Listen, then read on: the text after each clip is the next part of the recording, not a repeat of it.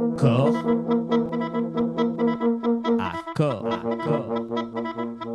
corps à corps. Et pour ce corps à corps, finalement, nous avons Éric de Nessé qui a fait une magnifique introduction par sa chronique. Mais vous l'avez compris, une seule voix pour dire, en tout cas le paysage médiatique et politique est unanime. La patrie a besoin de vous. Nous devons nous aligner derrière un seul homme, Emmanuel Macron. La presse s'est rangée derrière le discours menaçant, on va dire, en tout cas qui présente une menace, qui nous présente la menace existentielle de la France, de notre président de la République. Nous devons nous aligner sans broncher ni sourciller. Je vous propose de voir, pour commencer, les images de la couverture médiatique qui vont toutes dans le même sens après ce discours. La Russie est une menace, la menace russe est là, la patrie a besoin de vous, la patrie a besoin de vous, dit la dépêche. Tous disent la même chose. Et on voit déjà qu'on est donc en unité de cœur pour reconnaître l'importance de se lever comme un seul homme derrière Emmanuel Macron contre la menace russe. Et alors, je vous propose aussi d'écouter, je ne sais même plus comment les appeler, des intellectuels tels que BHL qui, évidemment, vont dans ce sens-là. C'était BHL sur BFM TV le 7 mars dernier. Je suis convaincu que si les Ukrainiens ne faisaient pas rempart de leur corps, si les Ukrainiens ne nous défendaient pas en même temps qu'ils se défendent, l'armée russe serait déjà dans un pays de l'Est de l'Europe. C'est la doctrine russe. C'est ce qu'ils disent à longueur de journée. Voilà, ça c'était donc évidemment Bernard-Henri Lévy. On apprend aussi que, évidemment, Sébastien Lecornu fera de nouvelles annonces sur l'effort de guerre à venir. Ça c'est pour jeudi sur le plateau de l'émission L'événement, la France face à la guerre. Delphine Ernotte sur France Télévisions donc, a décidé d'annuler tous les programmes envoyés spécial complément d'enquête pour cette émission exceptionnelle La France face à la guerre.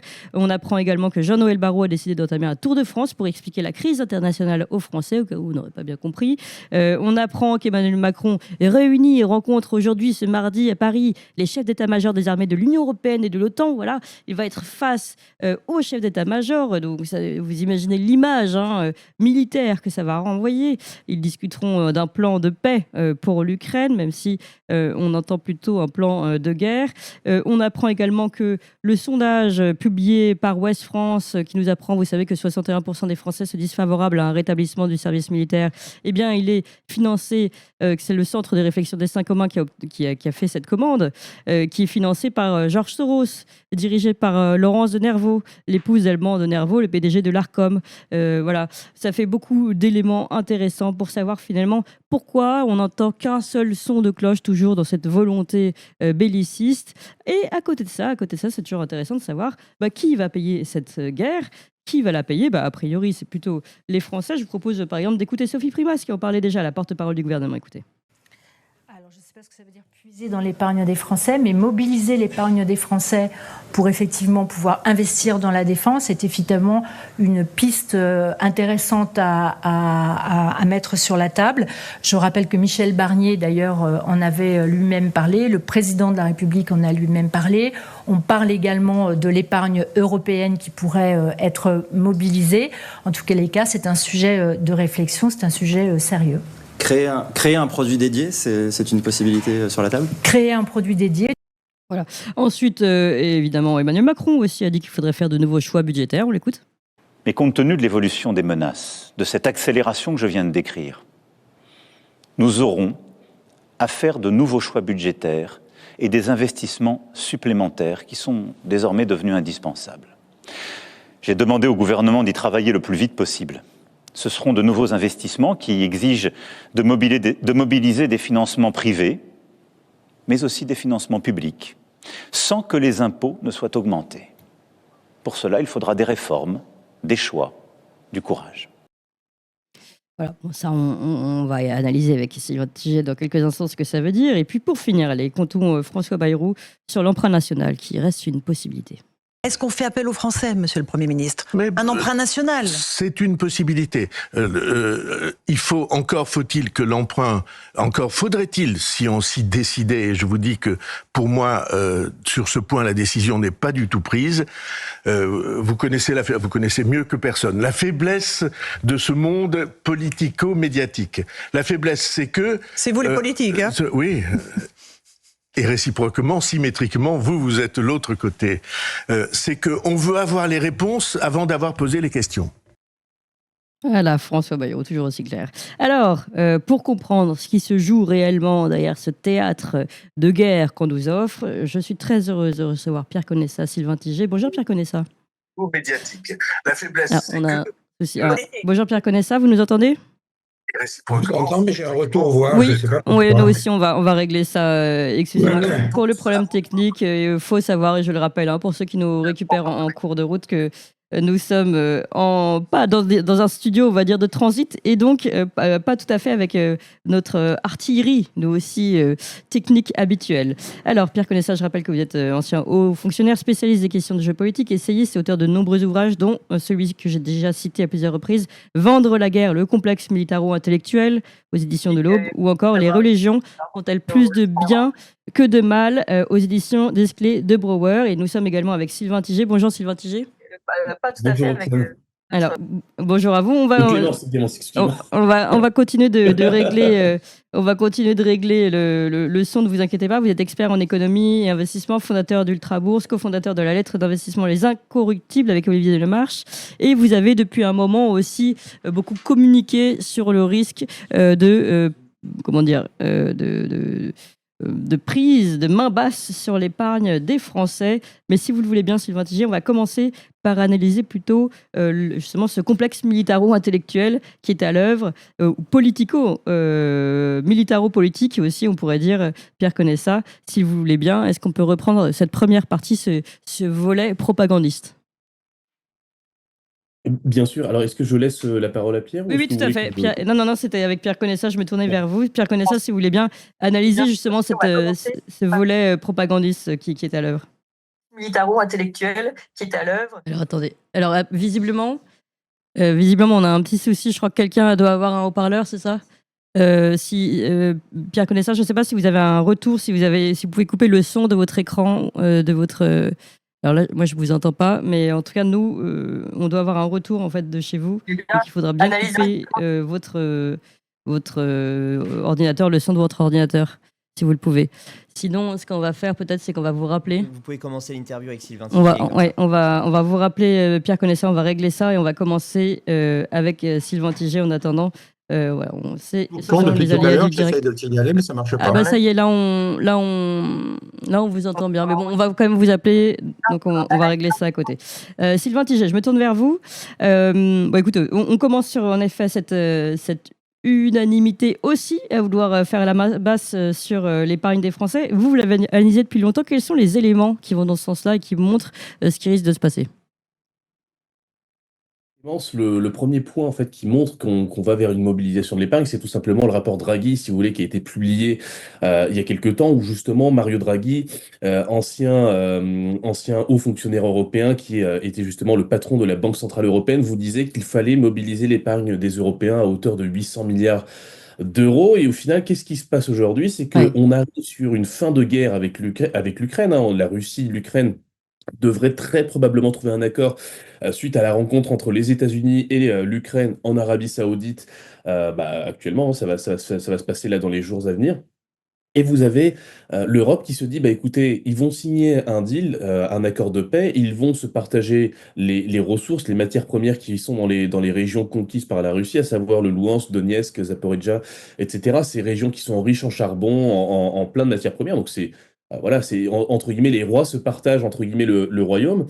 Et on se rend compte que nous, Européens, on a mis entre 200 à 300 milliards dans cette guerre et qu'on va se retrouver tout simplement à faire les vigiles des Américains, puisque les Américains ont dit une chose à Zelensky, ils ont dit, écoute, on va terminer cette guerre, tu vas signer cet accord, on va partager les minéraux ensemble, et par contre, en contrepartie, nous, on ne mettra pas de soldats. Ça sera l'Europe qui va assurer notre sécurité à tes frontières.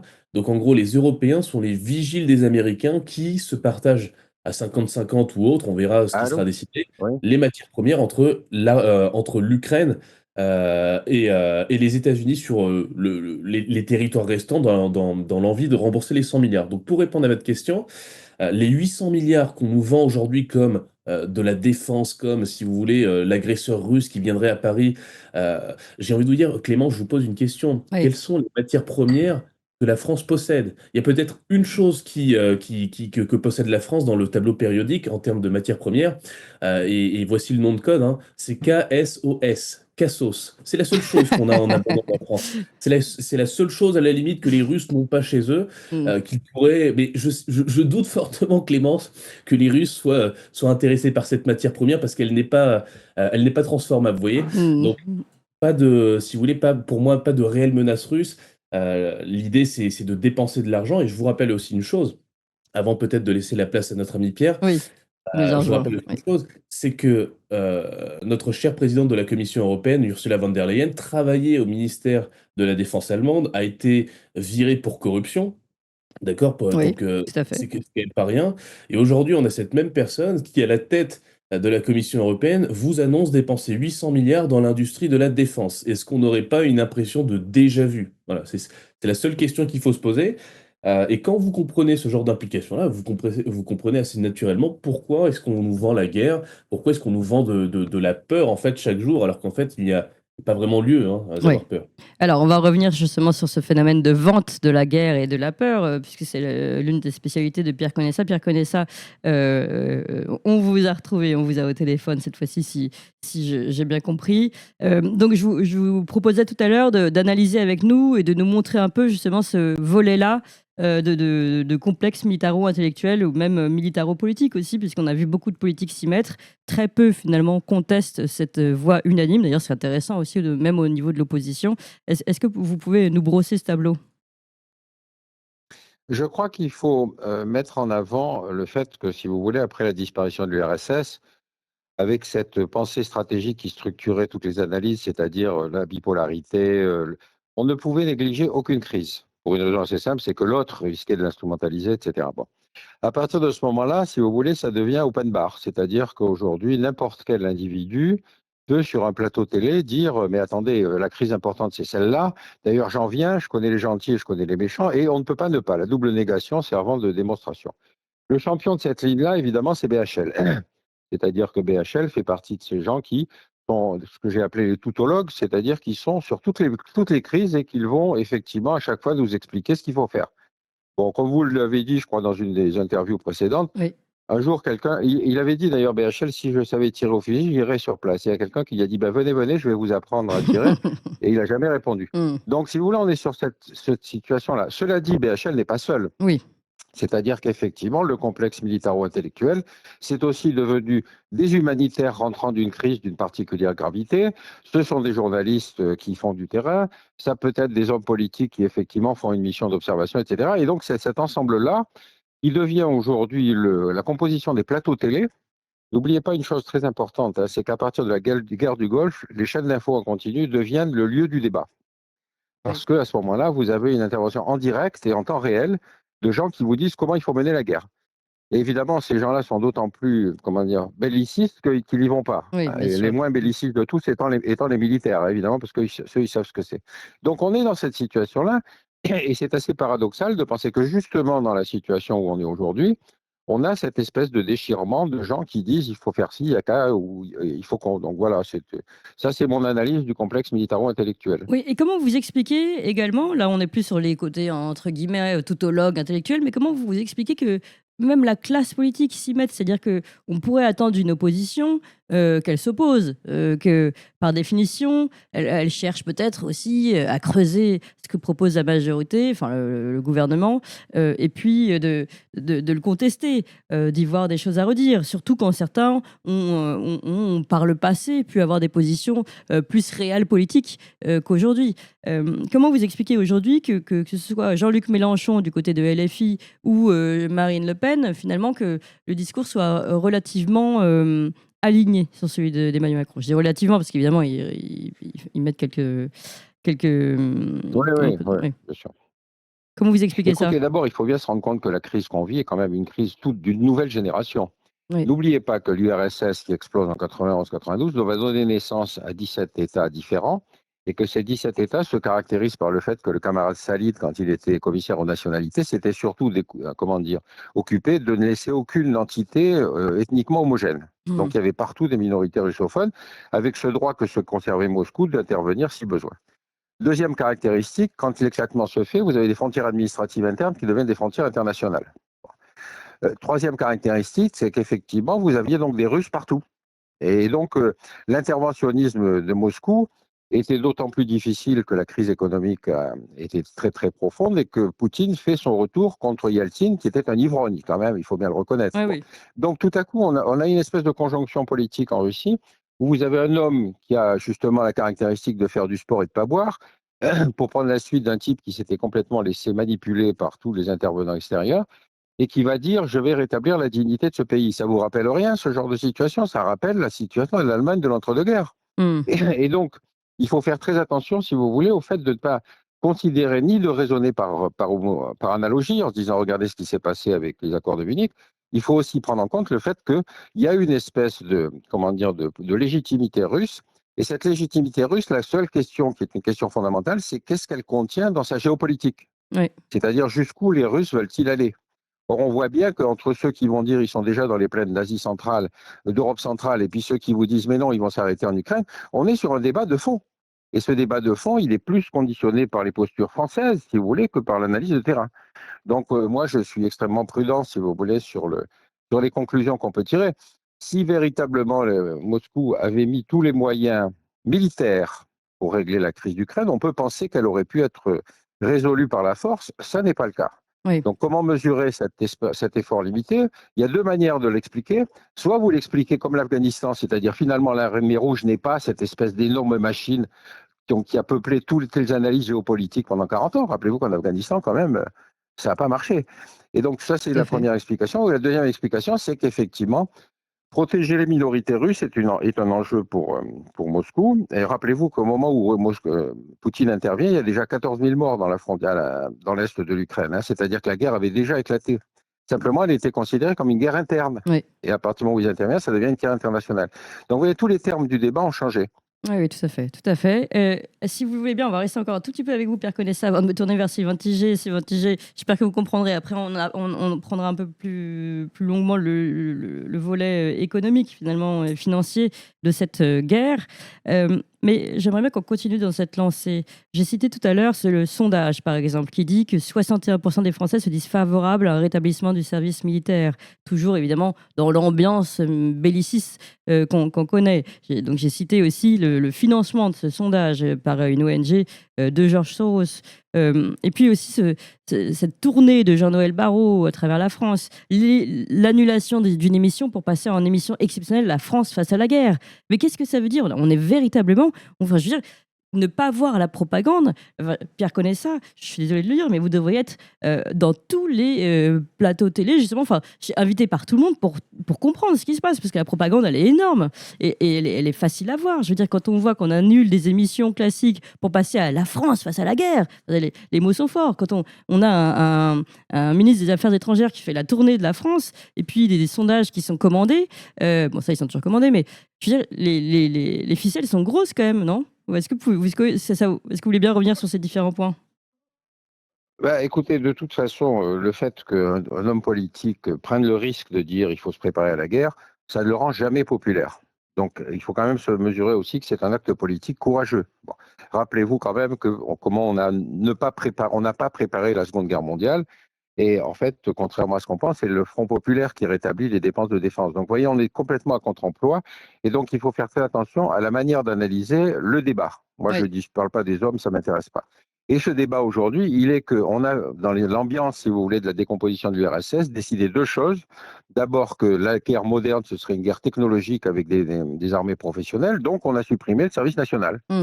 Simplement, aujourd'hui, on s'aperçoit que le service national, c'était aussi une fonction de l'intégration sociale, qui évidemment traduit son absence dans les banlieues où vous avez le trafic de drogue, les règlements de compte, la circulation d'armes de petits et de gros calibre, etc. Donc, il y a quelque chose, si vous voulez, qui est un choix social. Et ce choix social, il faut le faire. Donc, le rétablissement du service national ne comporte pas par lui-même le choix d'une guerre, il porte par lui-même un choix de société. Oui. Et la deuxième chose, encore une fois, c'est que préparer la guerre, comme disait l'autre, si tu veux la paix, prépare la guerre, c'est, encore une fois, c'est pas de la propagande, c'est un réel souci comment dire, de déliquescence des matériels, d'absence d'entraînement, de difficultés diverses. Rappelez-vous quand même qu'entre 91, disparition de l'URSS, et 2001, attentat du 11 septembre, nous avons nous-mêmes mené une vingtaine d'opérations militaires extérieures, alors qu'on était sur un service national, on était sur un service en cours de transformation. C'est-à-dire, nous n'avons pas renoncé à notre fonction de police internationale militarisée. Bon. Déjà, Robespierre disait « personne n'aime les missionnaires armés ». Ça fait rien, on envoyait du militaire partout. Et que vous ayez au bout du compte quelque chose qui s'est épuisé, après le 11 septembre, on s'est à nouveau engagé dans une trentaine d'opérations militaires extérieures. Oui. Et à chaque fois avec une légitimité politique qui manquait. Donc je reviens sur cette question de base, l'intervention militaire n'est possible que si elle est politiquement légitimée. Oui, Si elle c'est met sûr. en jeu si elle met des enjeux stratégiques, pas si on est dans une fonction de police internationale. Or c'est ça sur lequel il faut revenir. Oui. Alors, je ne sais pas si vous dites finalement chaque homme politique qui se prépare à faire la guerre ne gagne pas forcément en popularité. On se rappelle quand même de François Hollande qui, lui, avait gagné beaucoup en popularité lorsqu'il avait décidé de l'intervention française au Mali. Donc, j'ai quand même l'impression que ça permet aussi de s'unir derrière un drapeau, non? Oui, enfin, si vous voulez, pour la personnalité de François Hollande, ne me citez pas ça comme un grand exemple. C'est pas De Gaulle, hein, quand même. C'est Ah pas non, mais l'homme on qui, est, qui on est a- qui d'accord. mouille Non, non, mais je veux dire, qui gagne en popularité sur une question comme ça, une intervention militaire extérieure, c'est facile. Ah oui, C'est pas ça qui met véritablement en question d'accord. l'enjeu politique. Donc, on est sur quelque chose, si vous voulez, où ce que je vous expliquais, c'est que le débat stratégique s'était recentré sur la France. Hmm. Et moi, j'ai participé à des décisions politiques dans lesquelles, si vous voulez, le ministre, en l'occurrence, le ministre de la Défense, s'intéressait moins à la crise elle-même, parce qu'il gagnerait en électorat s'il décidait l'envoi de militaires français. Vous voyez ce que je veux dire? Donc, le recentrage de ce processus décisionnel n'était pas la nature de la crise, mais la nature de la décision. Bon, eh ben, on est encore dans cette époque-là, et évidemment, c'est les Russes qui bouleversent un peu cette question-là, parce que tout à coup, on voit réapparaître, si vous voulez, ce qui était notre vieil ennemi, qui a laissé cette persistance rétinienne dans notre pensée stratégique. La grande puissance continentale, c'est la Russie. Oui. Alors, Donc, oui. c'est dans ce monde-là qu'il faut essayer d'avoir les idées un peu plus claires. C'est vrai que si tout le monde pouvait se taire un petit peu, ce serait bien. Je me tourne vers Sylvain Tiget. Je vais demander à Sylvain Tiget de ne pas se taire, en tout cas pendant notre émission. Sylvain Tiget, j'aimerais bien maintenant qu'on aille du côté des financements et de cet appel à l'épargne des Français. On a entendu Emmanuel Macron notamment tout à l'heure parler d'appel au financement privé, financement public, mais promis pas d'augmentation des impôts. On a entendu Sophie Primas qui a dit qu'elle pourrait mobiliser l'épargne des Français.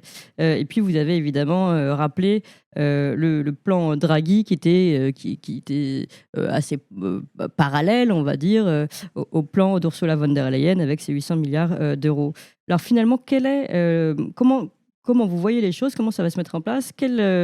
Quels financements vont être récupérés? Est-ce que l'épargne des Français va-t-elle ou pas être prise, récupérée? Quand ils parlent de financement privé, à quoi font-ils écho? Et quand ils disent qu'il n'y aura pas d'augmentation des impôts, peut-on les croire? Voilà toutes ces questions. Comment ça va se passer en gros? On vous écoute. Alors, première piste, entre guillemets, pour financer cette guerre, ou en tout cas cette réindustrialisation, on va dire, de l'industrie de la défense, sans augmenter les impôts. Déjà, c'est faux. Ils seront forcément obligés d'augmenter les impôts pour une raison qui est simple, c'est que on a un État qui est surendetté, 3 300 milliards de dettes. Et si vous voulez, d'après le plan ReArm Europe, qui a été présenté par Ursula von der Leyen, 800 milliards, 650 milliards doivent venir des États qui doivent augmenter leurs dépenses de défense par rapport à leur PIB de 1,5% par an, et ce sur 4 ans. Donc en fait, si vous voulez, on est obligé d'augmenter les dépenses. Comment augmenter les dépenses sans augmenter les rentrées? Par la spoliation. Donc il n'y a pas 10 000 solutions. Soit vous augmentez les impôts, soit vous prenez directement l'argent du contribuable. Mais bon, au final, ça revient à lui prendre des impôts.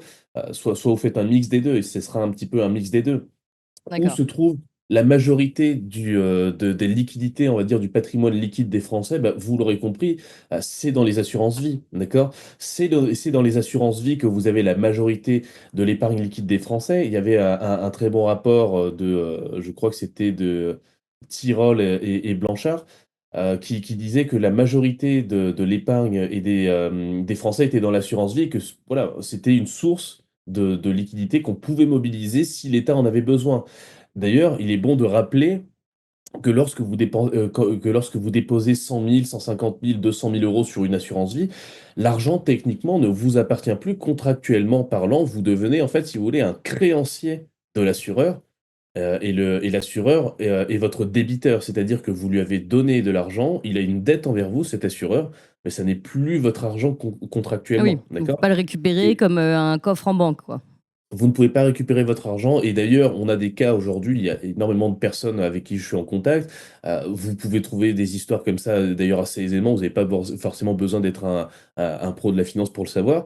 Il y a des gens qui ont des blocages, qui essaient de retirer 300, 400, 500 000 euros de leur assurance vie, qui ont leur assureur qui bloque, qui ne répond pas aux lettres, qui laisse traîner les choses, qui au lieu de débloquer la situation en 2 semaines, c'est des dossiers qui durent 2 mois et demi, 3 mois et encore avec des relances.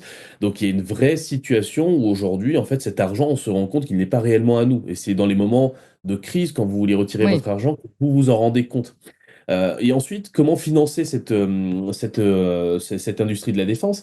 Vous avez aujourd'hui une officielle du gouvernement, je crois que c'était Madame Runacher, Pannier-Runacher, qui a dit qu'elle allait réunir, en fait, si vous voulez, les professionnels de la finance d'un côté, les professionnels de la défense de l'autre Mhm. d'ici quelques jours pour essayer de trouver une solution commune. Mais cette solution commune, on la connaît. Ils vont vous créer en fait des fonds, des livrets défense et peut-être flécher une partie de l'épargne de façon coercitive ou semi-coercitive. C'est-à-dire vous obliger dans vos assurances vie un petit peu comme ce qu'ils ont fait avec le panier un peu ESG. Hein. Enfin, dans certaines assurances vie, vous avez l'obligation d'avoir certains fonds qui sont entre guillemets bien notés ou une certaine part de private equity. Moi, je vois bien la chose arriver, une nouvelle législation qui obligerait peut-être les Français à avoir, je dis une bêtise, 1%, 1,5% de leur liquidité, de leur assurance vie dans des livrets défense ou dans des produits dits de défense, le temps que cette opération spéciale, on va dire, ait lieu en France. C'est pas quelque chose d'impossible, hein, et c'est ce qu'on appellerait flécher l'économie. On serait réellement dans une économie dirigée, mais c'est déjà un petit peu le cas sous couvert. Hein, ça fait des années que ça dure. C'est juste qu'on le disait pas textuellement. Là Oui. aujourd'hui, on a peut-être un peu moins honte de dire textuellement qu'on veut flécher l'économie. C'est quoi ce que vous appelez des livrets défense? Un livret défense, ça serait par exemple un petit peu comme le livret A. Vous mettez de l'argent sur ce livret, c'est la caisse des dépôts qui recevrait cet argent et qui ensuite l'allouerait très probablement sur des entreprises de défense qui seraient sélectionnées par l'État, hein, donc celles qui ont les meilleures, on va dire, entrées au gouvernement. Et cet argent serait en fait idéologiquement destiné à défendre la France contre tous les méchants du monde. Et puis, on le sait très bien, dans les petits papiers, hein, c'est pour envoyer de l'argent à des industriels, toucher des rétrocoms dans tous les sens.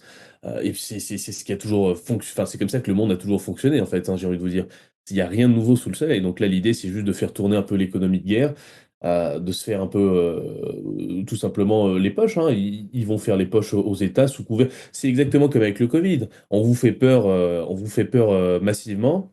On négocie des contrats de façon très opaque, sans transparence, puis on ne sait pas en fait ce qui s'est passé derrière en coulisses. Enfin, certaines personnes le savent, d'autres non, quoi. C'est la même chose. Ouais, on va revenir d'ailleurs sur cette économie de guerre et industrie de la défense. Pierre connaît ça, on a également parlé dans son livre, mais je voulais revenir sur un dernier élément avec vous concernant François Bayrou qui dit que l'emprunt national est une possibilité. En quoi l'emprunt peut être un objectif aussi dans ce plan, on va dire, de guerre qui nous est présenté? Alors cet À emprunt, qui ça peut vous être adressez-vous là? c'était à Pierre ou ou Non, c'était à ah oui, moi? pardon, c'était pour vous, Sylvain Tiget, avant de donner la parole à Pierre Conessa Alors pour revenir sur l'industrie de défense. pour l'emprunt, c'est très simple si vous voulez. Je pense une grosse partie, une très grosse partie du peuple français va quand même être peu intéressé par ces livrets de défense pour la simple et bonne raison qu'ils seraient, à mon avis, rémunérés très faiblement, 2%, 2,5%, peut-être 3, on n'en sait rien, mais le taux de rémunération ne sera pas forcément très attractif. Et quelle est, on va dire, l'alternative du consommateur, entre guillemets, de l'épargnant? Bah, ce serait d'acheter directement des actions d'assaut ou d'entreprises de la défense. Je vous donne un exemple concret. Vous avez 3 entreprises européennes d'armement qui ont explosé entre mars 2023 et février 2025. Rheinmetall, Kongsberg Gruppen et Leonardo. trois entreprises qui sont dans l'industrie de la défense en Europe, qui démarraient sur une base 100 en mars 2023, qui valent 450, enfin entre 300 et 400, d'accord? Aujourd'hui, en mars 2025.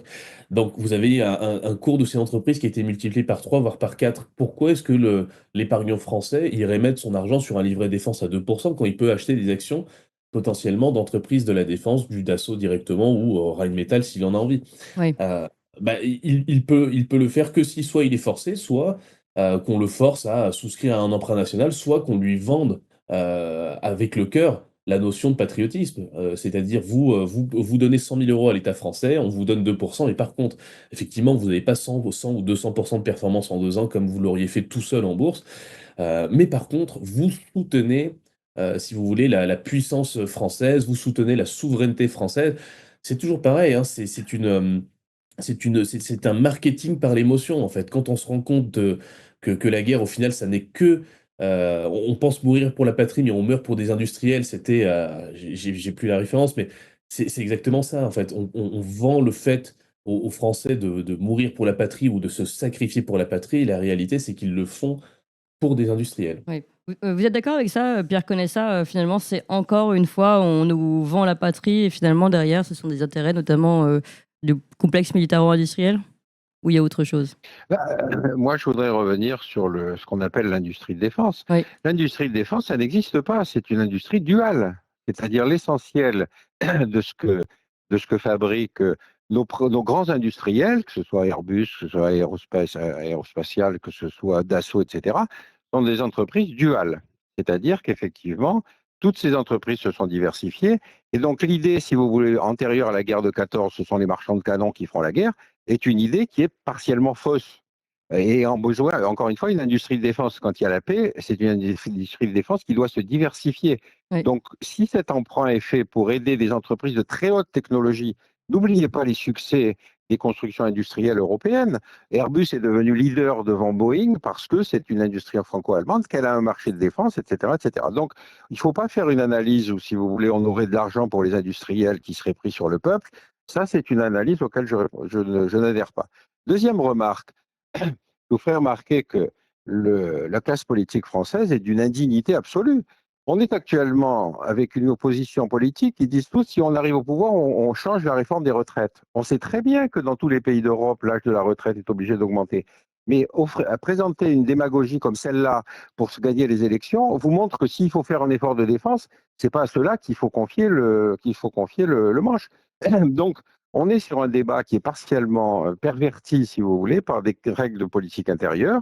Et encore une fois, si on doit effectivement faire face à une situation grave, il y a des réformes de fond et il vaut mieux que la classe politique prenne conscience de la gravité de la situation, rétablissement du service national, augmentation de l'effort de défense, etc. Il y avait un étranger, je ne sais plus qui est l'analyste, qui disait la France est un pays magnifique, peuplé de 60 millions de géniards. Et c'est vrai qu'effectivement, on est dans cette situation-là. C'est-à-dire, dès que vous touchez à quelque chose, vous dites, oh là là, regardez la réforme des retraites, vous aviez des corporations avec des avantages totalement indus. Et quand on touche à la réforme des retraites et qu'on homogénéise, si vous voulez, l'âge de la retraite, vous avez toute une classe politique qui est prête à défendre des corporations. Donc, je suis un peu désespéré. Si vous voulez, je me demande si je ne vais pas émigrer en Suisse, quoi.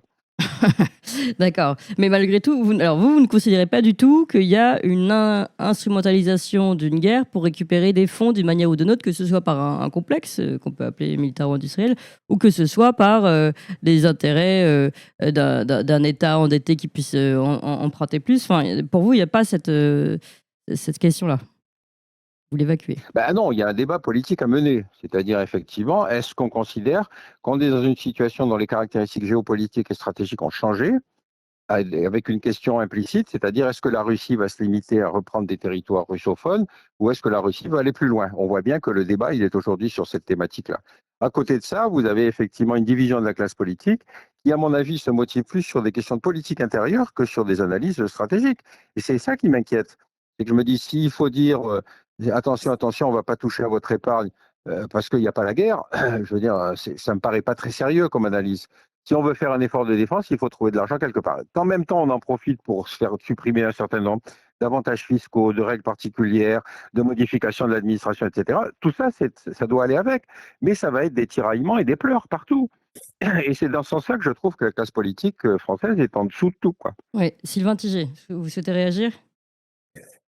Écoutez, enfin, cette situation me fait penser énormément à la crise du Covid. C'est-à-dire qu'on vous disait, on va vous commander des millions de vaccins, vous allez prendre 3 doses pour vous protéger, et ça n'est absolument pas pour des intérêts, on va dire, mercantiles, et un aspect de vous vendre en fait des substances, mais uniquement pour vous protéger. Puis on se rend compte 3 ans plus tard que ça servait absolument à rien. J'ai l'impression qu'on est strictement dans la même situation aujourd'hui.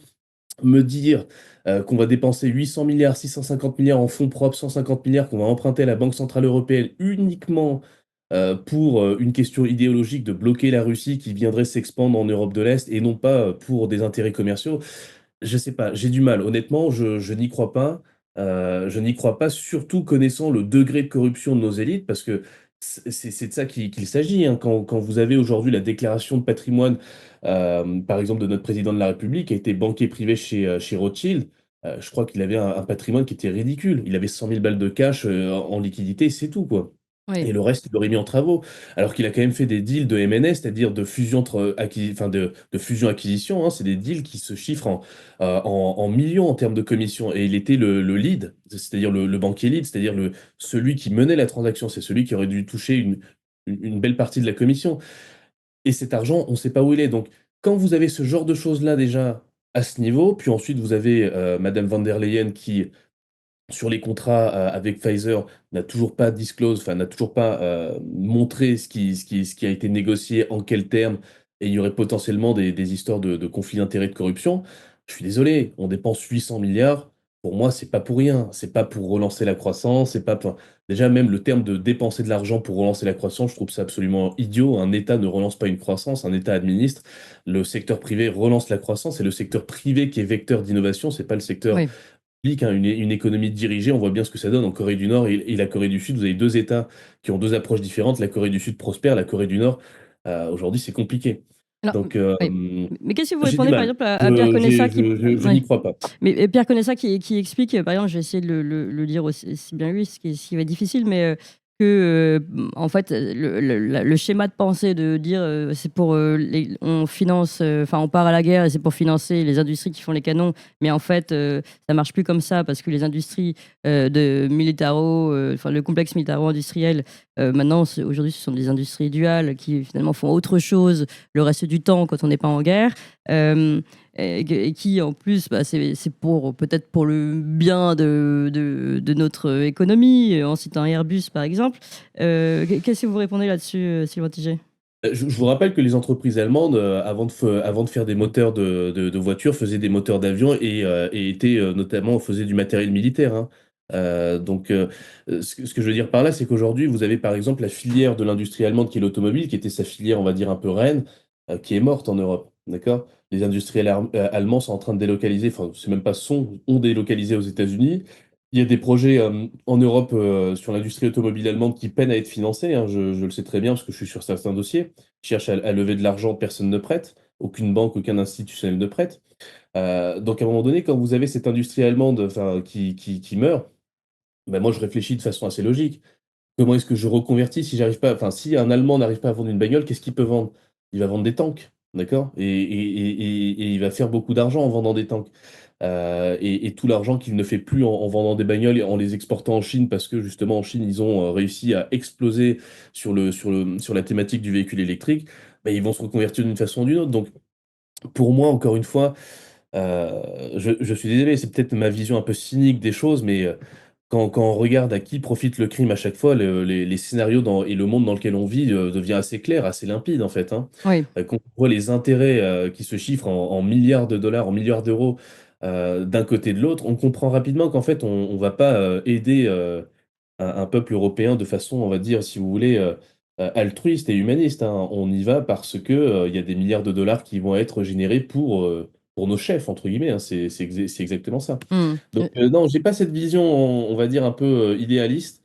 Moi, c'est vrai que je regarde beaucoup les chiffres. Après, c'est peut-être un défaut aussi, mais Je sais pas. Moi, quand je regarde à qui profite le crime, c'est assez limpide pour moi. Pierre Conessa, vous souhaitez réagir et ce sera le mot de la fin? Oui, moi, si vous voulez, je suis très gêné par l'argumentaire consistant à dire on ne peut pas dépenser cet argent parce qu'il y a beaucoup de corruption dans les affaires de défense. Mais je vous signale tous les secteurs industriels sont touchés aujourd'hui par les questions de corruption, et ce n'est pas le seul. Quand vous citez la Corée du Sud, je suis désolé, pour avoir travaillé en Corée du Sud, je peux vous dire qu'ils ont fait sauter les compteurs en matière de corruption, puisqu'il y a plusieurs hommes politiques qui sont en prison justement pour avoir touché des commissions sur des affaires de défense, de BTP, etc., etc. Donc, l'argumentaire de la lutte contre la corruption est une chose que j'accepte tout à fait, je suis tout à fait d'accord là-dessus, mais en expliquer qu'il ne faut pas dépenser de l'argent dans les affaires de défense parce qu'il y a de la corruption, me paraît un argumentaire un peu limité, si vous voulez.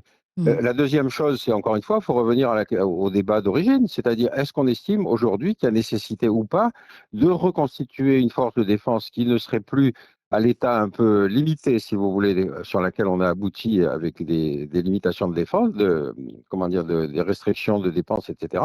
Et encore une fois, si on considère qu'il y a une menace et la nécessité d'une hausse de notre effort de défense. Donc, sur le fond, le débat, il doit se résumer à ça. Si on estime qu'il n'y en a pas nécessité, ben, effectivement, dans ce cas-là, il n'y a pas la peine d'emprunter de l'argent. Ce n'est pas ma position, mais ce n'est pas la position du président de la République non plus.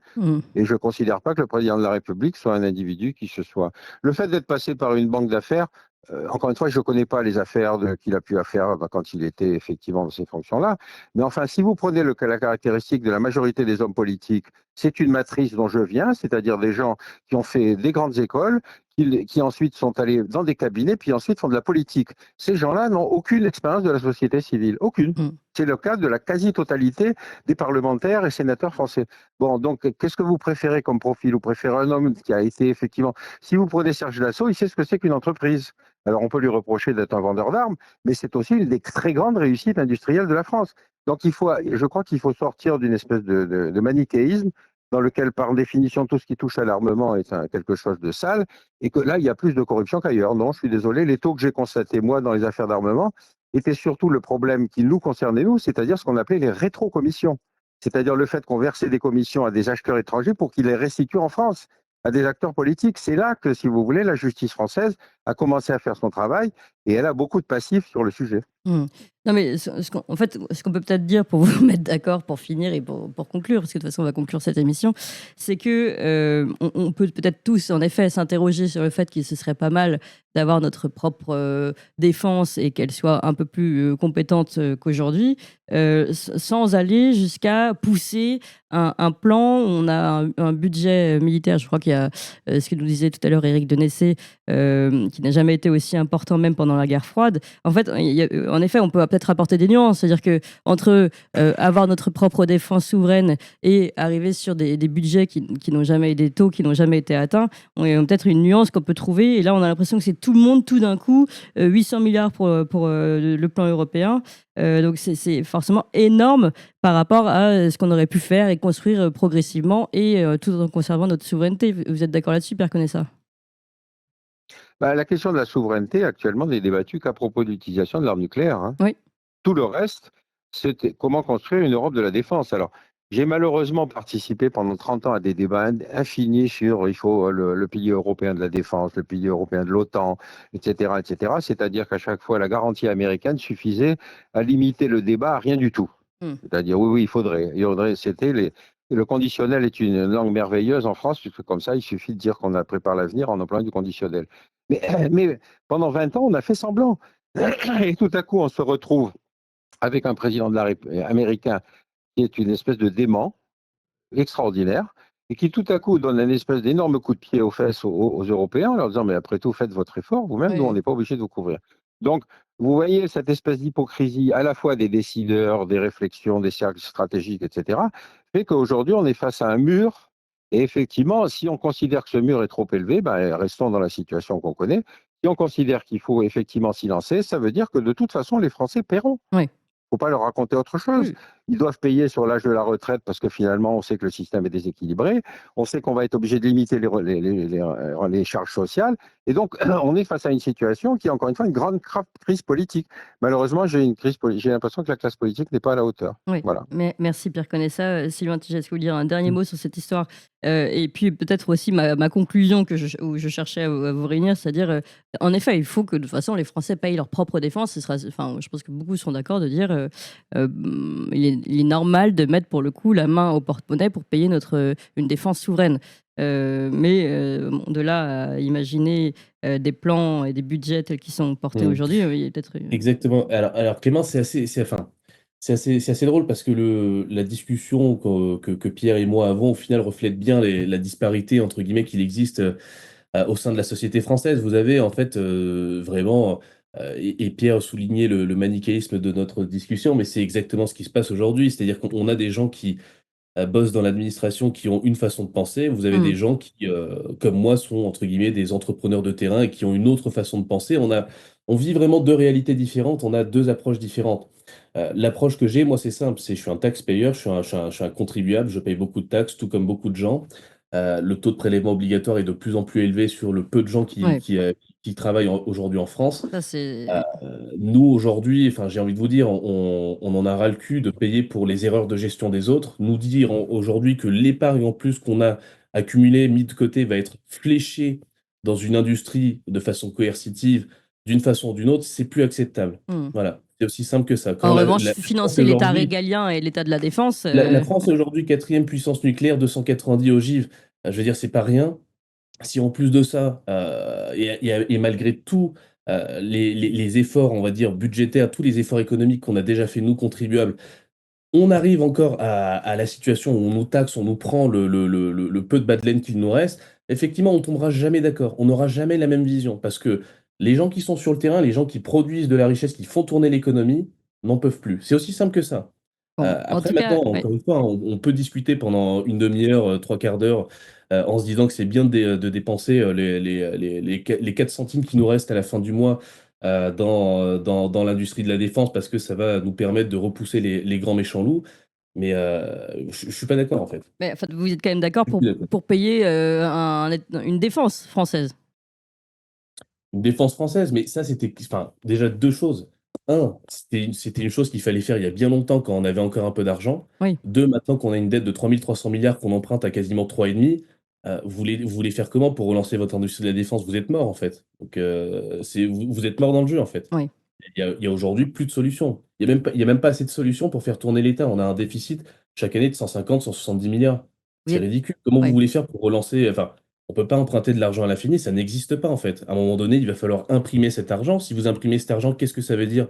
Ça veut dire que tout simplement, vous faites augmenter l'inflation, vous tuez l'épargne, entre guillemets, en gros, la trésorerie, le patrimoine que vous aviez. Donc ça n'a aucun sens en fait. Bon, merci beaucoup en tout cas à tous les deux. Pierre Conessa, je rappelle votre livre Vendre la guerre, le complexe militaro-intellectuel aux éditions de l'Aube et votre dernier livre Les religions font-elles plus de bien que de mal aux éditions d'Esclés de Brouwer. Merci beaucoup à vous Sylvain Tiget. Je rappelle que vous êtes expert en économie, fondateur d'Ultra Bourse, cofondateur de la lettre d'investissement Les Incorruptibles avec Olivier Delamarche qu'on connaît bien également. Merci à tous les deux. Voilà, il y a débat. Je laisse les auditeurs de Tocsin trancher et faire leurs propres réflexions. Ça sert à ça aussi Tocsin. Merci en tout cas à tous les deux. Et puis tout de suite un peu d'humour. Vous avez aimé cette émission? Vous voulez que l'on continue d'exister et de creuser ces sujets? Sachez que nous n'avons ni subvention, ni milliardaires, ni oligarques derrière nous, que nous ne dépendons que de vous. Donc faites un don à toxin-media.fr, toxin-media.fr, et encore mieux, faites un don régulier pour que nous continuions d'exister. Merci.